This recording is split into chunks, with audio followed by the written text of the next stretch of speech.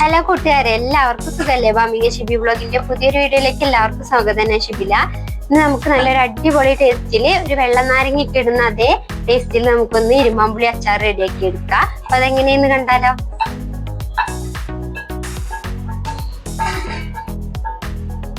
അച്ചാറിനായിട്ട് എടുത്തിട്ടുള്ള ഇരുമ്പാമ്പുളി ഒന്ന് കട്ട് ചെയ്തെടുക്കാം. നന്നായിട്ട് കഴുകിയിട്ട് അതിന്റെ സൈഡൊക്കെ ഒന്ന് ആദ്യം കട്ട് ചെയ്ത് കളഞ്ഞിട്ടുണ്ടായിരുന്നു. ഞാൻ ഒരു അത്യാവശ്യം വലുപ്പത്തിൽ തന്നെ ഒന്ന് കട്ട് ചെയ്തെടുക്കാം.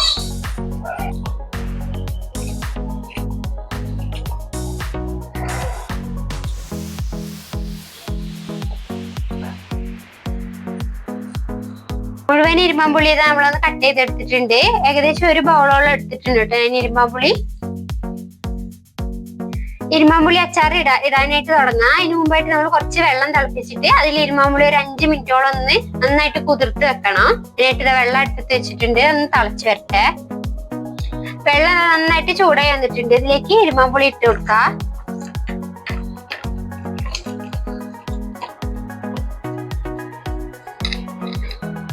ഈ വെള്ളത്തിൽ നന്നായിട്ട് ഒരു 5 മിനിറ്റ് ഒന്ന് കുതിർന്ന് കിടക്കട്ടെ കേട്ടോ. സ്റ്റവ് ഓഫ് ചെയ്തിട്ട് വേണം നമ്മളിത് ഇടാനായിട്ട്. ഇട്ട് കഴിഞ്ഞിട്ട് പിന്നെ സ്റ്റവ് ഓൺ ആക്കണ്ട കേട്ടോ. ഈ വെള്ളത്തിൽ തന്നെ ഒരു 5 മിനിറ്റ് കുതിർന്ന് കിടക്കട്ടെ.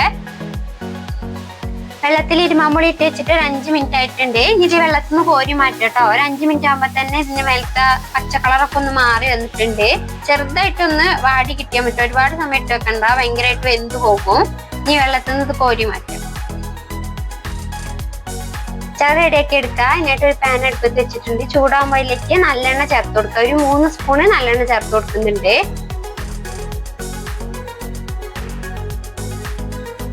എണ്ണ ചൂടായിട്ടുണ്ട്. ഇതിലേക്ക് കടുക് ചേർത്ത് പൊട്ടിച്ചെടുക്കാം.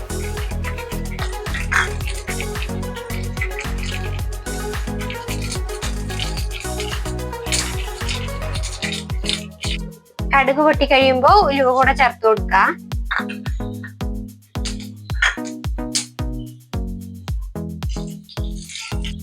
ഉലുവയും കടുകും പൊട്ടി കഴിയുമ്പോൾ ഇതിലേക്ക് വെളുത്തുള്ളി, ഇഞ്ചി, പച്ചമുളക് ഇതെല്ലാം കൂടെ ചേർത്തൊന്ന് വഴറ്റിയെടുക്കാം.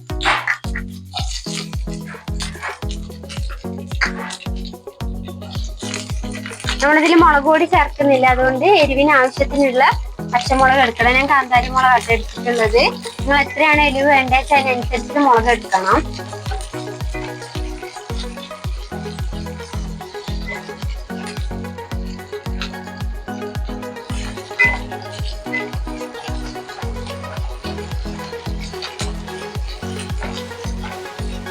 ഇഞ്ചി, വെളുത്തുള്ളി, മുളകൊക്കെ നന്നായിട്ടൊന്ന് മൊരിഞ്ഞു വന്നിട്ടുണ്ട്. ഇതിലേക്ക് മഞ്ഞൾപ്പൊടി പിന്നെ കറിവേപ്പിലയും കൂടെ ചേർത്തിട്ടൊന്ന് വഴറ്റിയെടുക്കുക. മുളക് പൊടി ചേർക്കാത്തതുകൊണ്ട് തന്നെ ഒരു ചെറിയൊരു കളറിന് വേണ്ടിയിട്ടോ മഞ്ഞൾപ്പൊടി ചേർത്ത് കൊടുക്കുക. നമ്മളിത് നാരങ്ങ ഇട്ടൊരു വെള്ള നാരങ്ങയൊക്കെ ആയിട്ട് ഇടൂല, അതേപോലെ നമ്മൾ ഇരുമ്പാമ്പുളി വെച്ച് ചെയ്യുന്നത്. ഇതും കൂടെ ഒന്ന് വഴറ്റിയെടുക്കുക.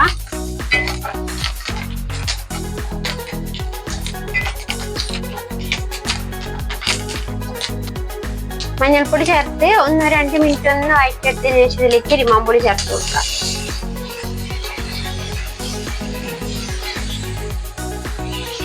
ആവശ്യത്തിനുള്ള ഉപ്പും കൂടെ ചേർത്തിട്ട് ഇളക്കിയെടുക്കുക.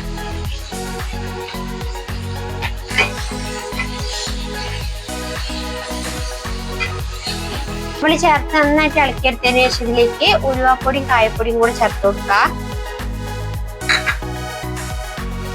കായപ്പൊടി എന്തായാലും അച്ചാറിൽ ചേർത്ത് കൊടുക്കണം. അപ്പോൾ അച്ചാറിന്റെ ഒക്കെ ഒരു ടേസ്റ്റ്, ഒരു മണമൊക്കെ എന്ന് പറയുന്നത് തന്നെ കായപ്പൊടിയാണ്.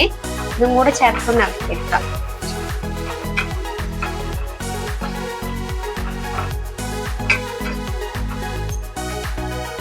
ഇനി പുളിക്ക് ആവശ്യത്തിനുള്ള വിനാഗിരി കൂടെ ചേർത്ത് കൊടുക്കുക.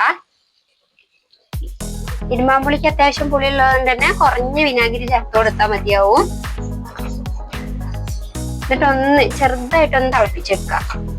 പുളി ഭയങ്കരമായിട്ട് വേവിക്കാതെ നോക്കണം കേട്ടോ. വെന്ത് കഴിഞ്ഞാൽ അച്ചാറിനൊരു ടേസ്റ്റ് ഉണ്ടാവില്ല. നമ്മൾ കുഞ്ഞ് ചൂടുവെള്ളത്തിൽ ഇട്ട് കൊടുത്തത് കൊണ്ട് തന്നെ നന്നായിട്ടൊന്ന് വാടി കിട്ടിയിട്ടുണ്ട്. ഇനി വിനാഗിരി ചേർത്തിട്ടൊന്ന് തിളച്ച് വന്നാൽ മതിയാവും. കുറച്ചും കൂടെ ചാറ് വേണമെന്നുണ്ടെങ്കിൽ തിളപ്പിച്ചാറിയ വെള്ളം ചേർത്ത് കൊടുക്കണം.